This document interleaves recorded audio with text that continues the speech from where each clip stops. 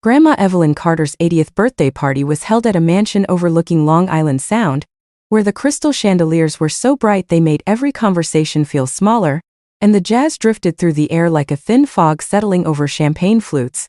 I stood at the entrance to the main hall, my ivory silk dress hugging my shoulders, a small clutch in my hand, while my palm felt ice cold, like I'd just touched snow. In my last life, I walked into this room with a naive heart, convinced that if I was good enough, patient enough, loving enough, the ice would melt. But my last life taught me something.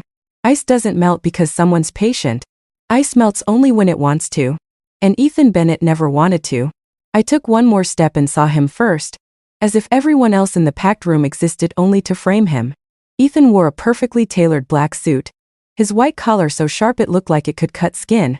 Tall, straight-backed, broad-shouldered, he had a cold presence that made the greetings around him drop automatically into quieter tones. An iceberg in the middle of summer. I stared too long. Ethan caught my gaze, and his reaction was exactly the same as before. He looked away. Not the shy kind of avoidance, more like indifference. Like my eyes were nothing but dust floating in the air. In that instant, my chest tightened as memories flooded back. 5 years of marriage. Dinners silent as a morgue. Mandatory parties where I was just Mrs. Bennett, standing in the right spot, smiling at the right time, then returning to the bedroom like I was stepping back into a sealed box. I told myself, no, not again, not even once more. I turned and deliberately moved to the farthest corner from Ethan, where the light was softer, and the air didn't feel as suffocating. I wasn't going to let the black water of the past pull me under on Grandma's birthday. Happy birthday, Grandma! Everyone shouted in unison. Applause rolled through the room like a wave. A 3-tier cake was wheeled out, and Grandma Evelyn appeared in her wheelchair with a thin navy shawl draped over her shoulders. She'd gotten much thinner, but her eyes were still bright and unbreakable, the kind of eyes that once made the entire Carter family fall silent with a single look. She smiled, and somehow, just seeing me seemed to soften the whole room. Mason Carter pushed through the crowd to find me and leaned in close. Claire, Grandma's looking for you. I walked over and knelt beside her wheelchair until we were eye level. The entire Bennett family was there. Every last one of them. They stood in a polite, discreet circle so polished it looked like a shareholders' meeting wrapped in birthday paper. Grandma took my hand, dry but warm. My only Carter girl, she said, her voice light as wind but heavy as an order. Today, I want you to choose. I knew this was coming. But hearing her say it still made my heart jerk hard in my chest. She tilted her head, gesturing toward the 2 most noticeable men in the Bennett group. All the boys your age are here. See if there's anyone you like. Ethan stood there, eyes deep and cold, like everything was under his control. Beside him, Noah Bennett was the complete opposite. Noah was bent down, arguing with a little boy maybe 7 or 8 over a lollipop, sounding annoyed and still somehow funny. Hey buddy, that's mine. It's not. You took it. I took it because you were holding it wrong. The kid's face turned red, mad enough to cry. And Noah looked like a grown-up child, 0 billionaire heir vibe. In my last life, I chose Ethan. And the day I died, I still hadn't touched his heart. He believed I forced him into marriage. He treated me colder than he treated his own employees. I stupidly thought time would melt that frozen heart, until I watched him hold another woman in our house like he was showing off a trophy. Like he wanted me to hurt so badly I couldn't breathe. I asked for a divorce. He refused. And we stayed tied together to the bitter end, torturing each other to the bitter end until I lay cold in a hospital bed, still carrying the Bennett name on paper. Now heaven had given me a second chance. I couldn't live that life again. I lifted my gaze and looked at Ethan one last time. His face was cruelly perfect, no cracks, no extra emotion. Then I shifted to Noah, who had just yanked the lollipop away mid-argument. The kid froze, lips pressed tight, tears about to fall, swallowing them down out of embarrassment. I raised my hand and pointed straight at Noah. The entire room went dead silent. Not polite silence, more like the silence right after someone drops a crystal glass on marble, before the shatter actually hits your ears. Ethan's head snapped up. His look was sharp as a blade. I could see he'd shut his eyes earlier like he was trying to close everything out, even the possibility of being bothered by me. But now his eyes were open, and in that moment, what I saw wasn't just cold, it was surprise. Disbelief. Like he'd just heard something impossible. Someone was about to speak, but an old voice cut through soft and absolutely unquestionable. I'm still here. Don't run your mouths. Grandma Evelyn chuckled, eyes sparkling like she'd just watched the best scene in a play. Noah, she called. The Carter girl picked you. Noah went rigid like a statue. He stared at me like I'd just slapped logic and his reputation in the face at the same time. Fair enough. Everyone knew I used to chase Ethan. For 6 months. 3 days a week. Never missed a single time. I showed up at his company on weekends and holidays, waiting in the lobby like a tireless shadow. People called me Ethan Bennett's most famous fangirl. And Ethan never once agreed to have dinner with me, let alone go on a date. Both the Carter and Bennett families knew. Only Grandma didn't. They kept it from her because they were afraid she'd force an engagement. Ethan rebelled in his own way. The more you pushed, the more he broke. And they didn't want Grandma upset, especially with her health fading day by day. In my last life, Grandma died just a few days after this party. I knew that. So I couldn't afford to fail. I looked Noah straight in the eye, my voice so steady it surprised even me. Noah, are you okay with it? Noah still couldn't speak. He just blinked again and again like he was trying to confirm he hadn't misheard. Then he blurted out, almost shouting, You picked me. His voice came out a little higher than usual, like someone had hit a nerve. He whipped his head toward me, confused and weirdly offended, almost.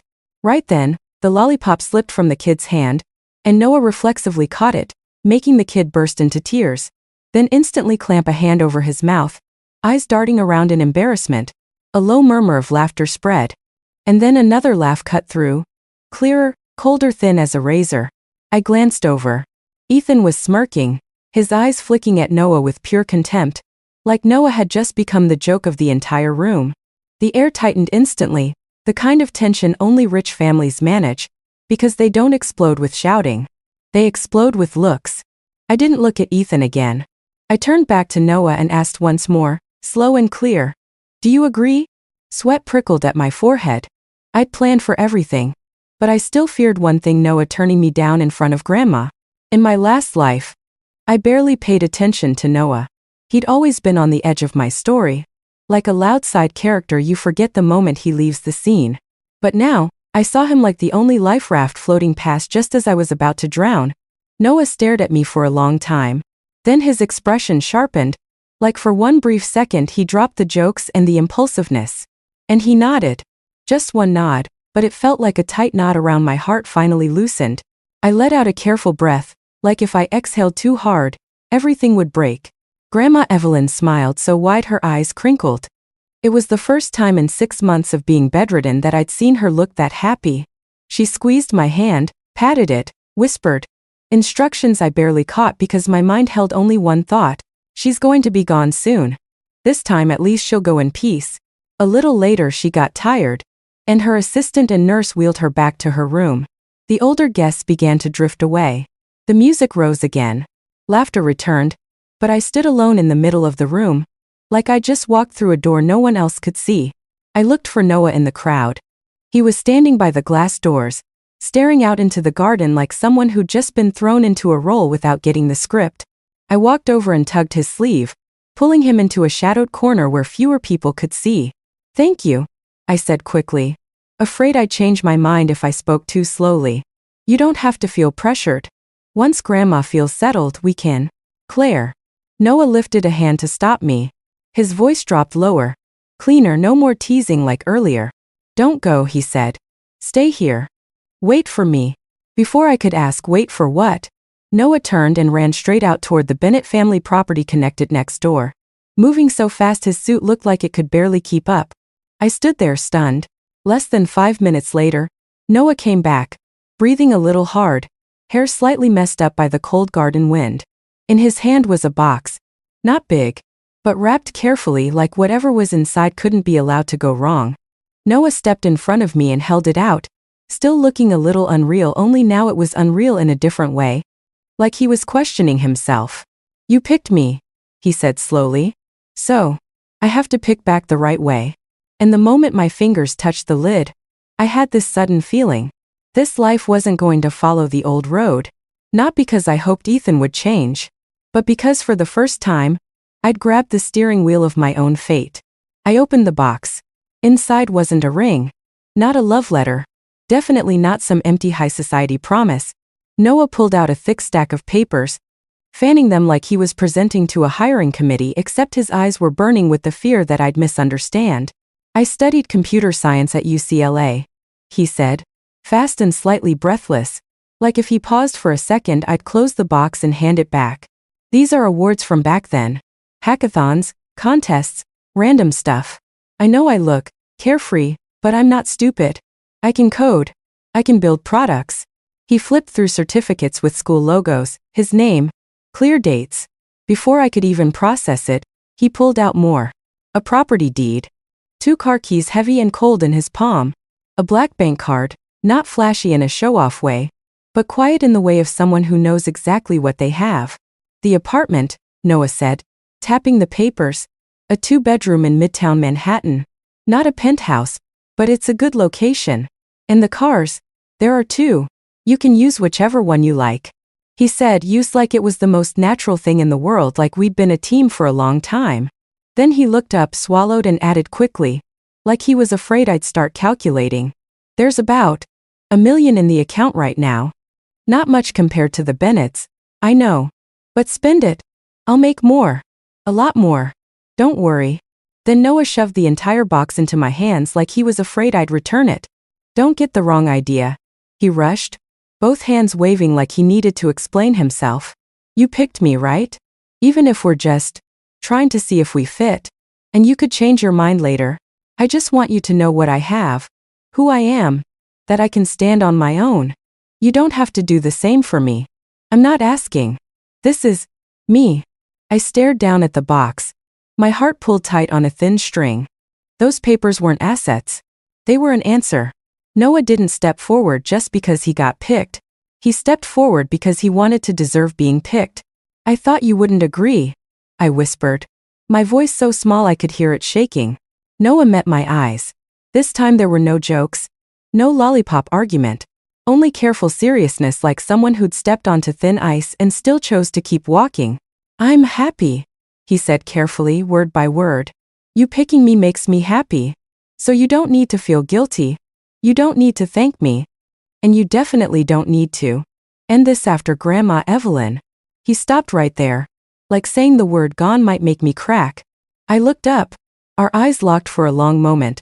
So long the jazz outside sounded far away. Then suddenly Noah turned and bolted. Noah! I called after him, still holding the box like it was evidence. He waved without looking back, his voice carrying over his shoulder, half annoyed, half embarrassed. I'm not okay. I'm not okay standing still in front of you. He ran a few more steps. Then, like he remembered the most important part, he spun halfway back and blurted it out fast and honest. Take it. If it makes you happy, take it. If one day you decide you don't want to be with me, then we'll talk about it later. And then he disappeared through the doorway, leaving me standing alone with the full weight of that box in my arms. I felt dizzy.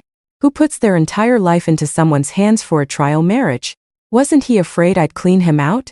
Afraid I was just using him to make Grandma feel better? I looked down at the box, fingers gripping it so hard it hurt, trying to decide what I was supposed to do with it with that strange sincerity, with the feeling of someone throwing me a life jacket in freezing water. A shadow fell over me. I looked up. Ethan Bennett stood right in front of me. He looked like he'd stepped out of the darker part of the room, black eyes deep under the dim golden light, the corner of his mouth curved. Not a smile, a sneer. Playing hard to get, Ethan said, his voice cold like steel on ice. Having fun? I blinked, missing a beat before it hit me. He thought I picked Noah just to mess with him. Ethan scoffed, lowering his gaze to the box in my hands like it was a cheap prop. Last night you stood in the rain bringing me dinner. You left Ted an umbrella and cold meds like I was a damn child. And this morning you suddenly picked my cousin. He leaned in a little. Expensive cologne mixed with arrogance, making my stomach turn. Besides trying to get back at me for kicking you out of my office, he said. What else could it be? Reverse psychology. Chasing didn't work, so now you're trying to make me jealous. Every word was a cold slap. And just like he wanted, My past surged back like floodwater. I used to follow him so hard I threw my pride on the ground. I let him humiliate me in front of other people and still convinced myself that was just how he was. I believed if I stayed patient long enough, he'd finally look back. I lived like someone begging for love. But not this time. If he didn't like me, he should have been relieved I stopped bothering him. I met Ethan's eyes, my voice so calm it surprised me. You really think I'm doing this to get your attention? Ethan paused for a split second. Something flickered like I'd touched something, but then it froze over again. Don't flatter yourself, he snapped. You really think I'm upset because I like you? His contemptuous smile deepened, and the next line was the real truth. I just can't stand losing to someone like Noah. His eyes slid past me, like he was defining me by where Noah came from. A wife from that side of the family. I wasn't surprised. Ethan was the eldest grandson of the main Bennett branch. His parents held positions that made rooms shift just by their presence. Ethan grew up like a perfect project, smart, exceptional, always the pride of the family. Noah was the rebel. His dad was a professor at Columbia, far from the power games. His mom was an actress, something the Bennetts looked down on as showbiz noise. Noah worked twice as hard just to be seen half as much. And in the end he chose the one path they hated most. Coding. Games. Startups. So they cut him out of the power table, cut off support, let him sink or swim. The box in my hands felt heavier and heavier, not because of the papers, but because Ethan's words were trying to crush my decision. I didn't want to drag this out. I didn't want to get tangled up again. I looked Ethan in the eye, each word final like a stamp. Ethan, I don't like you anymore. Something on his face cracked, just a hairline fracture. I kept going, not giving him a chance to seal it back up. It's my choice. Choosing Noah today has nothing to do with you. Relax. You don't like me. You hate Noah. Great. From now on we can walk our own roads. I turned to leave. And in the next second, Ethan grabbed my wrist. His hand was strong and cold, squeezing hard enough that pain shot through my bones. Hey! I snapped, yanking at his grip. What are you doing? He didn't let go. He pulled me back, his voice dropping under the dim light like an accusation. You said you don't like me anymore. Ethan's eyes darkened, deep and cold like a bottomless lake. Let go, I said, each word hard as stone. Instead of loosening, he tightened. I don't believe you, Ethan said. I froze for a beat. And right then another memory flashed, sharp and cruel. The necklace I once threw into the lake because I thought I didn't need it anymore. Didn't need something that symbolized one-sided love. That night I got a fever. People whispered the necklace was expensive, that losing it meant bad luck. In the dead of winter, Ethan jumped into the lake. The water sliced his skin like knives. He dove until he found it. He ran a fever for 3 days. Almost died. I used to think that was love. I used to think it meant he cared. But my last life proved something else. Sometimes people risk their lives not because they love you, but because they can't stand losing control. Ethan leaned down, tension in his voice like he was being strangled. You were willing to risk your life for me. You think you can just stop overnight, without warning. So he knew. He'd known all along. I tried to hide it because I didn't want him to feel burdened. But he knew, and he stayed cold for 5 years anyway. A bitter laugh rose in my throat. How ridiculous. I gave my heart to someone who knew everything and still didn't need it. Let go, I said again. Ethan still held on. It hurt so much my eyes burned and tears fell. Not because I still loved him, but because my wrist really hurt, and because it felt like being dragged back into the same old pit. Finally, his grip loosened just a little. I seized the chance, yanked free, stumbled back like I was avoiding something dangerous, then turned and ran into the house. The door slammed shut. The sound hit like a period at the end of a sentence. I ran up to the 3rd floor, into my room, shut the door again, locked it like I was locking my past life and this life on opposite sides of the wood. The moment my back hit the door, all the strength drained out of me. I slid down onto the floor. In my last life, I ended everything full of bitterness. Bitter at Ethan, bitter at fate, bitter at myself. Ethan always had the right to refuse, the right not to marry me, the right to walk away. But he still married me, then blamed me, dragging us both into a miserable life. And the choice that started it all was the one I made at this party. I couldn't deny it. I chose wrong. A loud thud made me flinch. The box Noah gave me tipped, slid out of my hands before I even realized it, and hit the floor. The bank card, the deed, the car keys clattered and scattered like pieces of a brand new road. I stared at them, breathing hard. Like a cruel but crystal clear reminder. This isn't my past life anymore. And I'm not the girl who's going to kneel and beg an iceberg to melt. I patted my face lightly, took a deep breath, and gathered everything back into the box. Each paper, each key, every stiff corner of cardstock. Then I set the box on the table, straight and neat, like I was setting down a decision. Outside the door, silence. But I knew downstairs the party was still going. The congratulations were still flying. Glasses were still clinking. And somewhere in this house, Ethan was still standing there with that irritation of his, not because he loved me, but because for the first time in his life he wasn't sure everything was still in his hands. This life will be different. I won't repeat the same mistakes. I won't walk back into rooms that once swallowed me whole and call it fate. The next morning, I jolted awake to a soft but urgent knock. "Miss Claire, Grandma Evelyn wants you downstairs," the maid said, her voice tight with urgency. I sat straight up, my heart dropping. I had only one thought. Is something wrong with her? I splashed water on my face, threw my hair up quickly, and hurried down the stairs, the thick carpet swallowing my footsteps. But when I stepped into the living room, the first person I saw wasn't Grandma. It was Noah. He stood beneath the big window, morning sunlight spilling over his shoulders like a pale gold cloak. Yesterday he'd been in a t-shirt, careless in that boyish way, arguing over a lollipop like it was life or death. Today, Noah was in a sharp black suit, his tie slightly crooked like he'd rushed, making him look both serious and unexpectedly reliable. He turned when he heard me. "Morning," Noah said, then swallowed like he was reminding himself to stay calm. "Where's Grandma Evelyn?" I glanced around. She wasn't there. Noah dipped his head a little, ears turning red like someone had flicked a lighter too close. "She asked Mrs. Jang to take her to the back garden for some air," he explained. Then, like he was afraid I'd misunderstand, he rushed on, the words tripping over each other. "And she also said, she wants us to move out and live together." I froze. One sentence, and it yanked my past life back like a hard tug on a string. Last time, the morning after the party, Grandma did the same thing. She handed over house keys, forced me and Ethan to move in immediately, said feelings only grow when you live under the same roof. That day, I'd been happy. Blindly happy. But now, my throat tightened. I looked at Noah. He stood straight, but his hands were laced together at his stomach, tense, trying hard not to show it.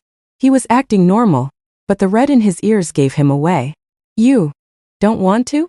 I asked, slowing my voice. "No." Noah snapped his head up, answering too fast. "I mean, I do. I want to.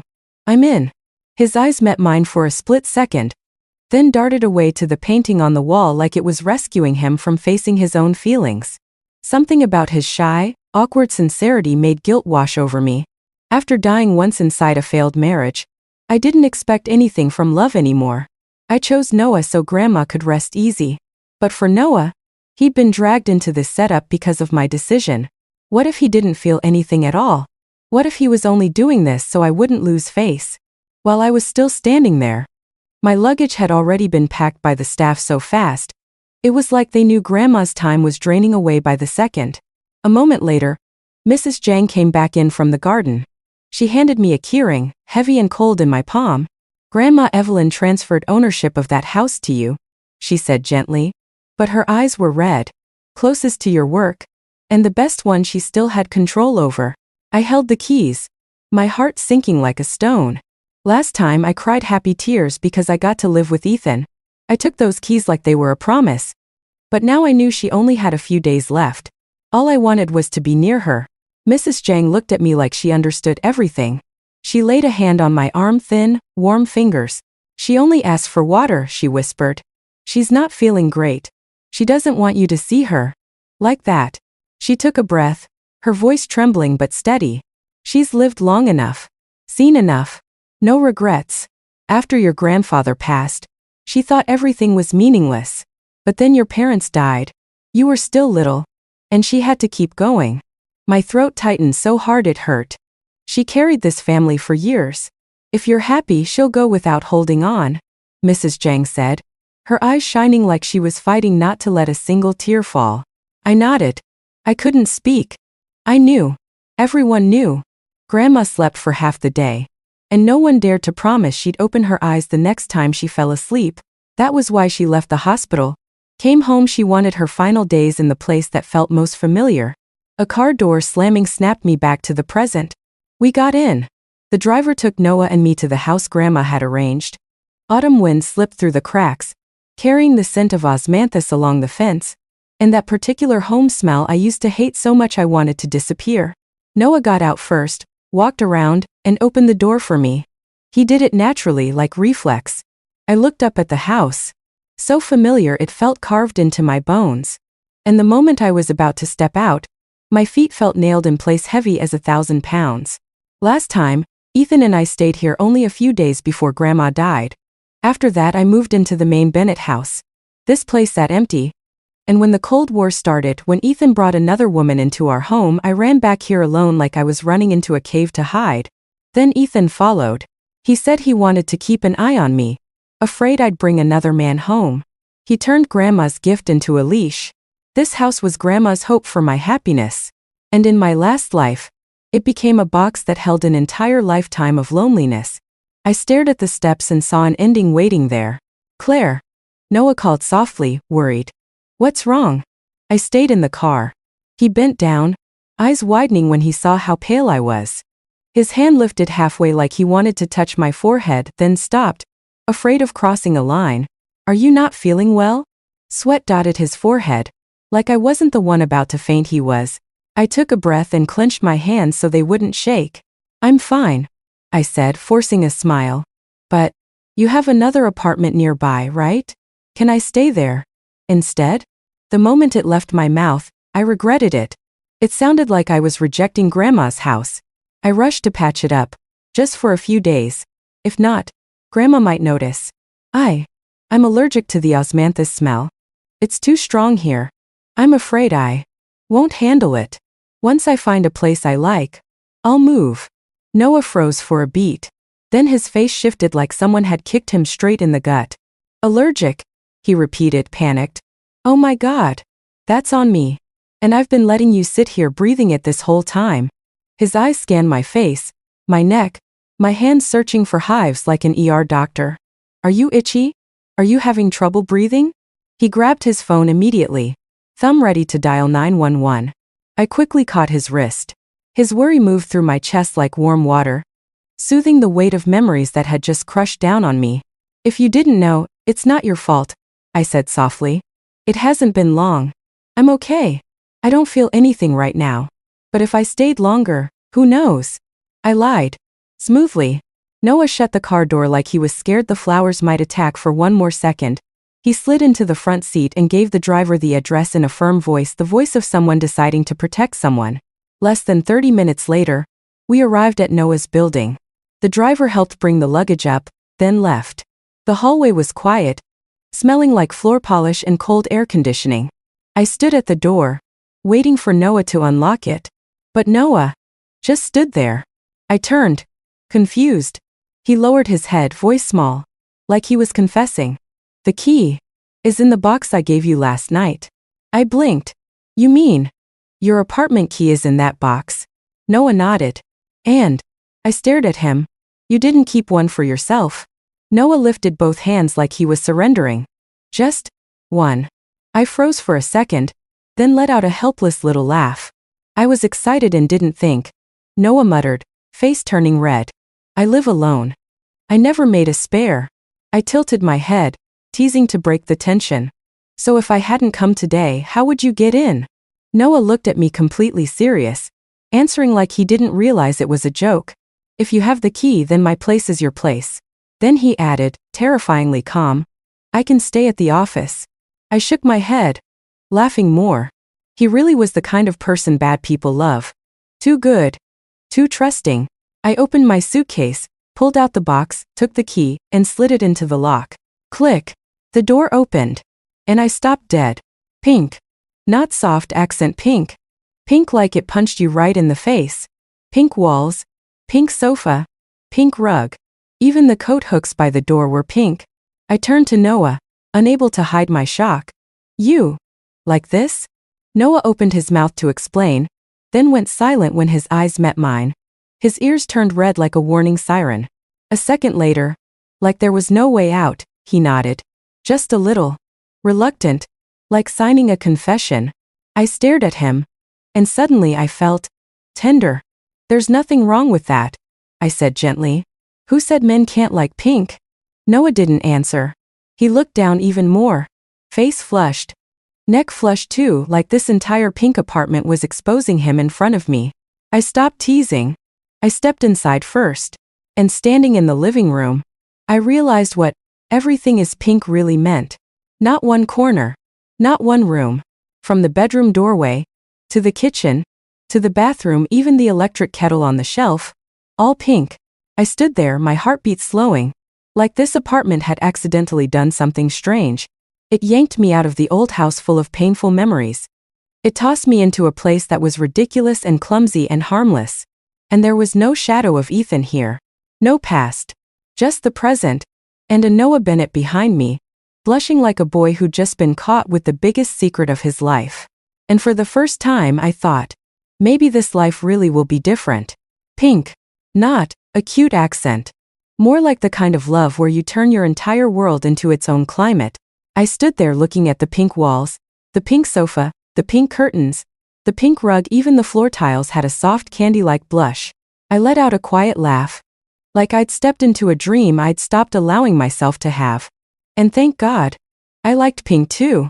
I used to love it innocently, completely. In my last life I had pink in my heart, but I lived in a house that was black, white, and cold gray like a gallery with no people in it. I used to think if I put a pink vase on the table, swapped a few throw pillows, hung a pastel painting, the place would feel warm. But Ethan looked at me like I was a child. Pink is childish, he said, soft as a blade. Not just the house. Me. He flat out told me not to wear pink dresses to formal events. It's not appropriate, he said like he was talking to a new employee. And I listened. I slowly changed. I picked quieter lipstick, duller dresses. I chose everything based on his taste, thinking that was love, thinking his comfort was my happiness. But standing here inside a sea of pink that didn't need anyone's permission, I finally understood a cold, beautiful truth. Joy is a right. And I'd once handed that right to someone else. The apartment had 2 bedrooms. I dragged my suitcase toward the inner room out of instinct, but Noah stepped in first, gently blocking me like a shadow. This is my room, he said quietly, careful like he was scared of hurting me. You can take the living room. I looked up. You don't mind? This is your place. Noah nodded way too fast. No, I'm busy. I'm not here much. The living room is fine. There was something both sad and strangely sweet in the way he said fine, like he'd spent his whole life making space for other people. It felt odd, but Noah clearly didn't want to talk about it. And I didn't want to pry into someone's private life, especially when he was trying to do the right thing in his own clumsy way. So I just nodded and started unpacking. Once everything was settled, my stomach suddenly remembered I'd skipped breakfast. All morning I'd been running on adrenaline, tight as a wire, not feeling hungry at all. But now, the moment I sat down and let my body relax, the hunger rolled in like a wave. I was about to open an app to order food when a smell drifted in from the hallway. Green onions, hot butter, fried batter so good it pulled my eyes right off my phone. I opened the living room door and followed the smell into the kitchen. Noah was there. He was wearing a pale pink apron, which looked ridiculous with his crisp black suit and somehow also perfect in this kitchen. In the pan, he was frying scallion pancakes, the edges turning golden and crisp. On the stove beside it, a pot of milk was warming, steam fogging the window with a thin, soft haze. When he saw me at the doorway, Noah flinched slightly, then immediately started explaining like he was afraid I'd think he was invading my space. You didn't eat, he said. There's basically nothing in the fridge. I made this, just to hold you over for lunch. Delivery isn't that clean. Later I'll take you somewhere I usually go. I watched his back as he leaned in to flip the pancake, his movements not perfect, but careful and focused, and my throat tightened. This was a scene I used to dream about. After my parents died, I always craved a home with someone cooking. The sound of utensils, someone asking, "Did you eat?" Not out of politeness, but because they actually cared. But in my last life, after marrying Ethan, the number of meals we ate together was so small, I could count them on one hand. I was the one who brought food to his office. I was the one who reminded him to eat, worried he'd get cold, worried he'd get sick. And he never worried about me. Noah turned, set a plate and a glass of milk in front of me, then pulled out a chair nearby. He didn't eat. He just watched me like he was scared I'd vanish if he looked away.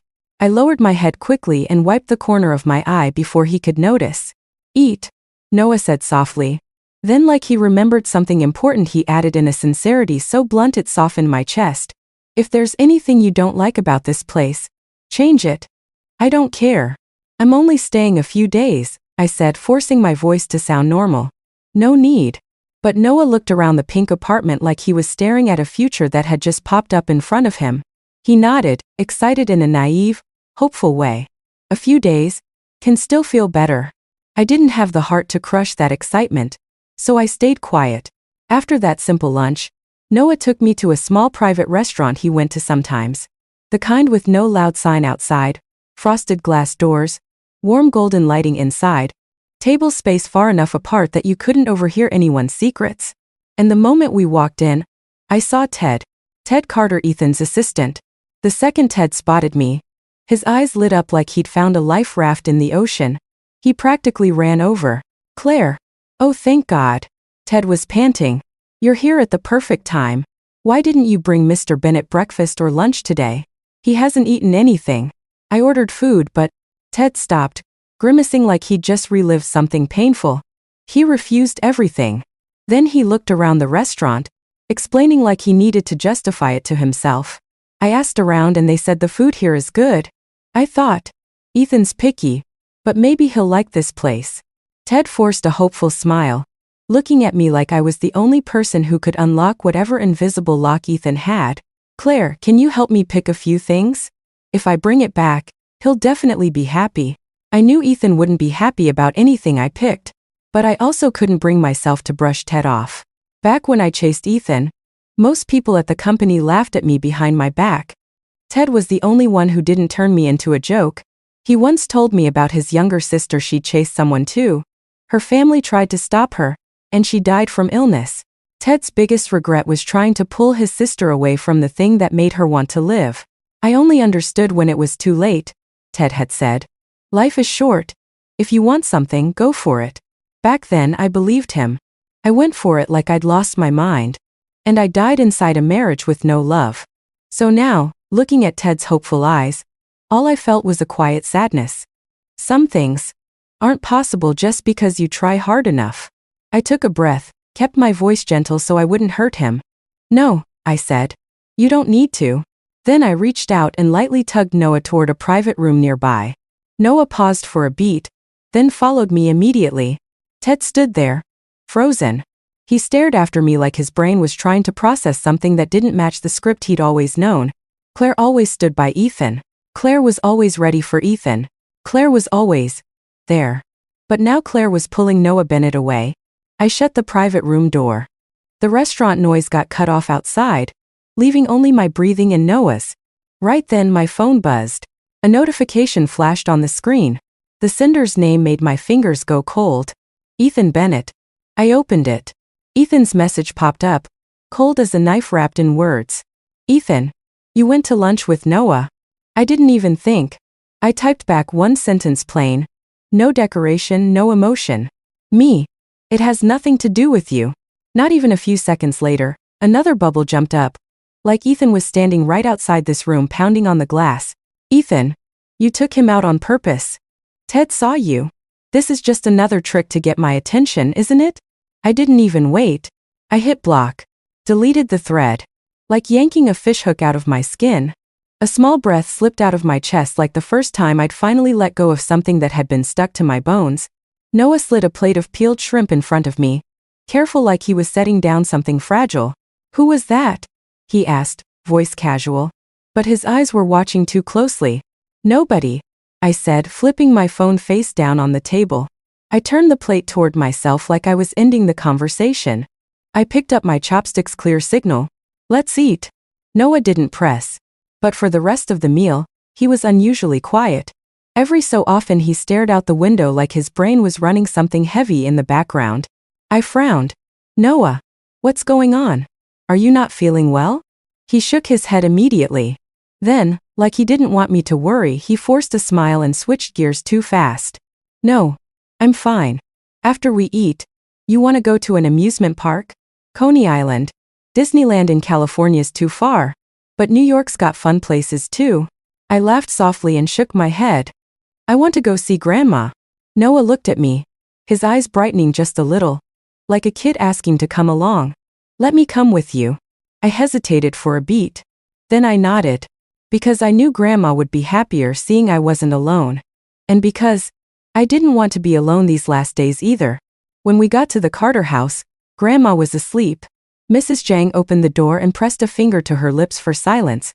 I stood outside the bedroom, only able to see a corner of the blanket, the thin line of her shoulder, the fragile rhythm of her breathing. I didn't dare go in. I was terrified that if I called Grandma even once, she'd smile and disappear right in front of me. We left quietly, back to Noah's pink apartment. The next day was Monday. I went to work. Noah did too. Unlike Noah, I'd never cared about the Bennett family empire or those closed-door meetings that felt like courtrooms. I chose a life that could breathe. After grad school, I started working at a research institute in Manhattan. A 9-to-5. Weekends off. A kind boss. Easy coworkers. My job wasn't glamorous, but it gave me something I once traded away to chase Ethan. Peace. The days passed quietly. With one difference. The home I came back to now was Noah. No more suffocating atmosphere where I had to walk softly around Ethan's house, afraid of setting off his mood. No more feeling like I had to guess how cold he'd be today. Noah didn't make me guess. Noah just let me breathe. In those days, I visited Grandma a few times. Noah always came with me. He didn't ask much, didn't interfere. He just stayed one step behind me, like a warm shadow. Thursday came in a blink. That afternoon, I was in the lab when my phone buzzed. Mrs. Zhang's name lit up the screen. The moment I answered, her voice broke with tears. Miss Claire, Grandma Evelyn. She doesn't have much time left. She wants to see you and Noah. One last time. I went completely still. My hand turned ice cold. I called Noah immediately, my voice shaking so hard I hated myself for it. Noah, come home. Now. Don't worry, Noah said, not asking a single question. I'm coming to get you. 15 minutes later, he was downstairs, the car door already open like an escape route. We sped back to the Carter house like we were racing time itself. When we stepped into the room, Grandma Evelyn was lying there, her face pale but her eyes still bright like she'd saved her last bit of light just to look at me. I dropped to my knees by the bed. Noah stood on the other side. Grandma reached out, trembling. I took her hand. Noah took her other hand. She pulled my hand and placed it into Noah's. Just like last time. Her voice was so soft, but every word felt stamped into my life. Take care of each other, she whispered. Promise me. Under that hopeful gaze, I nodded without hesitation. I squeezed Noah's hand. Noah squeezed back, steady like an anchor. And this time, unlike last time, I knew the most painful part wasn't the promise. It was that I couldn't keep it the way Grandma believed I would. I wouldn't turn Noah's life into a moral sentence the way Ethan and I had lived. Noah deserved someone who truly loved him. Someone who wasn't just paying back a final wish. I looked at Grandma, tears falling onto the back of her hand, hot like they could burn. In my heart I whispered, Grandma, I'm sorry. In the next life, I'll beg you to forgive me. Her breathing grew weaker. That night she was gone. The funeral was prepared quickly, simply like everyone was afraid that if it dragged on, the pain would become too sharp to hide. People came. People hugged me. People said all the right things. Ethan wasn't there. Ethan's parents said he was overseas on a business trip. They didn't want him distracted. They decided they'd tell him after he got back. I listened, and all I felt was something sour rising in my chest. Last time on this exact day, Ethan was going to leave on a trip too, but I'd fought to keep him. I dragged him into my grief.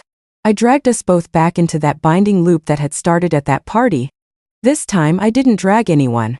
Our lives ran parallel, like two straight lines. And really, Noah and I were the same. We were walking beside each other, but each of us carried our own world, our own reasons, our own wounds. After the funeral, I decided to move out. I found a small studio on the Upper East Side. Not big, but enough for one person. Enough that I wouldn't owe Noah anything. But on the way back, as the car rolled through an intersection, the world suddenly went dark in my eyes. Everything spun. I heard Noah call my name in panic, like it was coming from underwater. Claire. I felt the car swerve. Noah was talking to the driver, his voice tight and sharp. Hospital. Now. No. A hospital. I hated hospitals. The disinfectant smell, the white lights, the rushed footsteps, it yanked me back to the day my parents died. Back to that long hallway where I got the news before I could even cry. I tried to shake my head, lips dry and cracked. No. Not the hospital. Noah stiffened for a beat. Then he clenched his jaw, deciding in a split second. Take her to my place. And I fell into darkness again. When I half woke later, Noah was sitting beside me, pressing a cold cloth to my forehead. His eyes were so tight with strain it felt like he was holding me here with pure willpower. Don't worry, he whispered. You're okay. A family doctor was there. Noah must have called one. Overwhelmed, the doctor said. Grief. Fatigue. She needs rest. Hydration. Sleep. I drifted off again. I woke in waves, my throat burning with thirst. Water. I murmured. A warm glass touched my lips immediately, like Noah had been waiting for the exact moment I breathed the word. I came around a little more and found Noah still there, either swapping out cold compresses or working on his laptop, the screen full of lines of code running like a heartbeat, or just watching me, like he was afraid I'd disappear if he blinked. His attentiveness left me stunned. The smallest movement, Noah caught it. If I frowned, he stood up. If I shifted, he asked if I was hurting. At first I thought he was only pretending to work to look busy. But when I saw the complex windows, the long maze-like code, I understood. Noah really was working. And he was really keeping watch over me. That night was the first time in years I'd been sick that badly. And it was also the first time I'd ever been taken care of like that. The irony was brutal. The one taking care of me wasn't Ethan, the man I worshipped in my last life. It was Noah, the man I barely knew before the party. As I started to recover, I knew I had to thank Noah. A real thank you. Not the kind you say to repay a debt, but the kind you say because someone stayed. I thought I'd be fine the next morning, but my body stayed unstable for 3 days. Noah arranged time off for me, then stayed home with me the whole 3 days working and taking care of me, not leaving for more than a second. On the 4th night, I finally felt better. My limbs felt lighter. My head stopped spinning. I decided to get out of bed and grab water. I poured myself a glass, trying not to make a sound. But somehow, even that soft clink of glass made Noah jump. He'd been on the balcony taking a work call. The moment he saw me, he hung up like someone cut the line. What are you doing up? Noah hurried over, tense. Did I wake you? I shook my head, holding the glass, my voice hoarse but steady. No. I'm just thirsty. And after I said it, I realized something that scared me. In this pink apartment, I'd started getting used to something, that if I spoke, someone would answer. I just wanted water, I said again, my voice rough from sleeping so much. No. Noah objected instantly, reacting so fast it was like he'd practiced. Stay in bed. I'll get it. He treated me like I was delicate porcelain, like one strong gust could shatter me. Before I could argue, Noah wrapped an arm around me, helped me sit back properly, adjusted the pillow behind my back, pulled the blanket up to my chest, then turned and left. He closed the door softly, but I still heard his quick footsteps in the hall. A minute later, Noah came back with a warm glass of water. He held it to my lips like I wasn't strong enough to hold it myself. I drank it all, set it down, and exhaled. I'm fine now, I said, trying to sound tough. Noah didn't argue. He just lifted his hand and very gently touched my forehead. The gesture was careful and strangely familiar, like he was afraid I'd startle. Back to normal, he said, then got so serious I couldn't even tease him. But recovering is like pulling a thread, Claire. Slow and delicate. You think you're done. But if you pull too hard, it snaps again. He looked straight at me. I extended your leave for another week. Take it. Heal properly. I was about to protest. But then I looked into those honest eyes and noticed the faint stubble on his cheeks, proof of the 3 days he'd spent at home watching me, working, forgetting himself, and all I could do was nod. After days of nonstop sleep, my body didn't want to lie down anymore. I sat up and grabbed my phone. The second I unlocked it, a flash of lightning tore across the window, turning the room white. Right after came thunder, booming like someone slammed a fist into the wall. In an instant, a shadow fell over me. Before I could process it, 2 warm hands covered my ears. Cover your ears, Noah said softly. Don't be scared. I blinked, then laughed, tugging his hands down a little. I'm not scared. Noah froze like he'd just done something a little too much. He took half a step back, clearly flustered. I didn't mean to. The thunder. I thought you might be scared. I tilted my head, more curious than annoyed. How do you know I'm scared of thunder? Even Ethan didn't know. Noah hesitated. His ears turned red again. I heard a friend say, most girls are scared of thunder. I just guessed. I looked out the window. New York was dark, like someone had poured ink over the sky.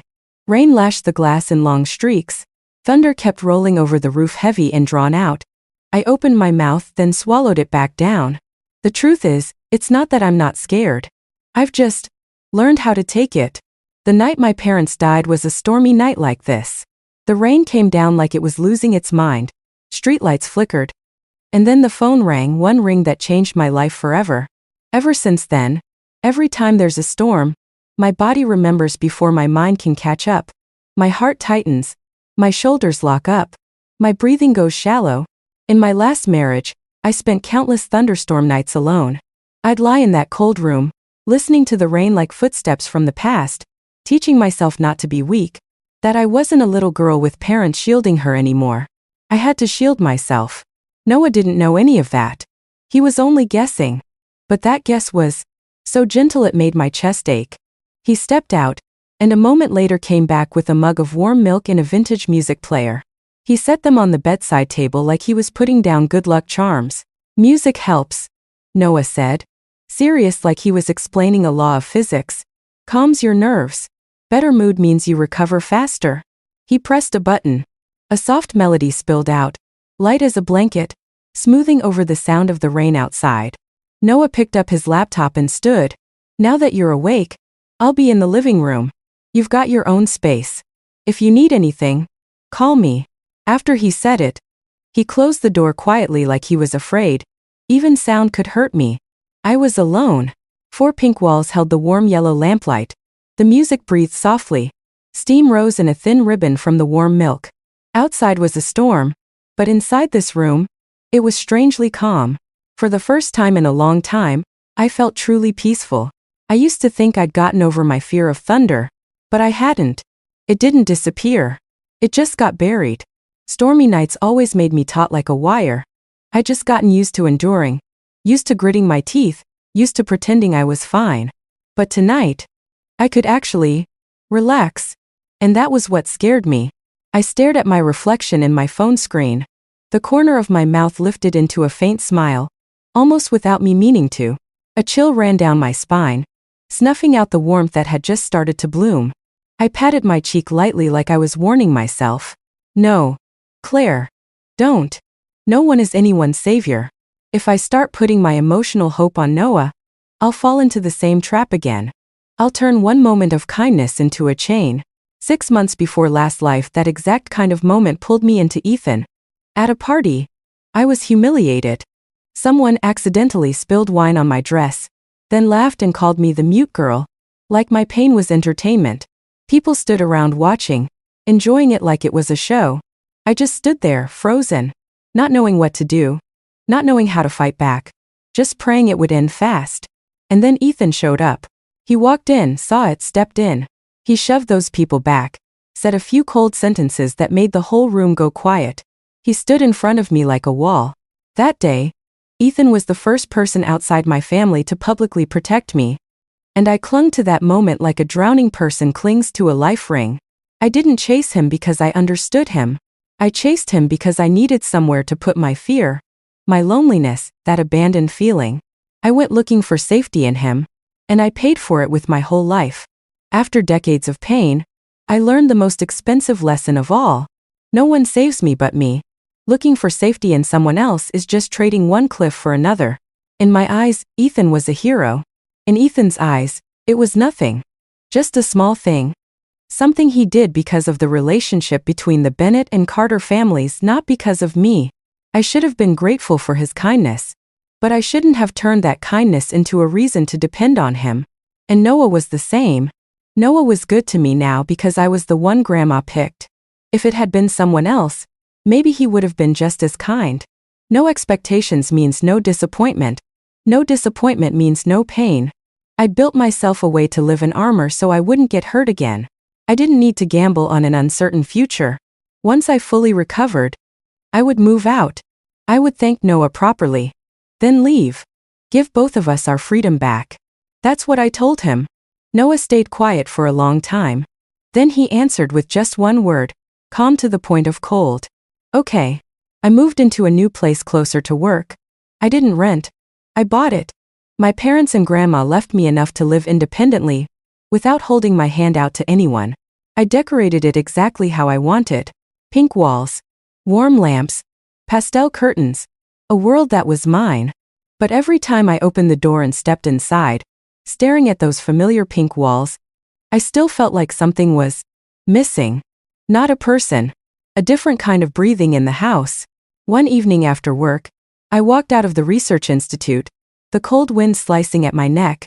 I pulled my coat tight, ready to head home. Someone stopped me. I looked up. Ethan Bennett stood in front of me, black coat on, the look of someone who just stepped out of a meeting, cold, sharp, familiar enough that my chest tightened on instinct. Claire, he said, voice low. And I knew the peace I'd just built was about to be tested again. I just heard about Grandma Evelyn. Ethan stood under the cold streetlight, New York night wind tugging at the hem of his black coat. His voice was lower, slower than I remembered. I've been overseas for a while. He went on. Are you okay? I looked at him, like I was staring at an old photograph someone had put in a different frame. It's been a while, I said. Dates flashed automatically in my head.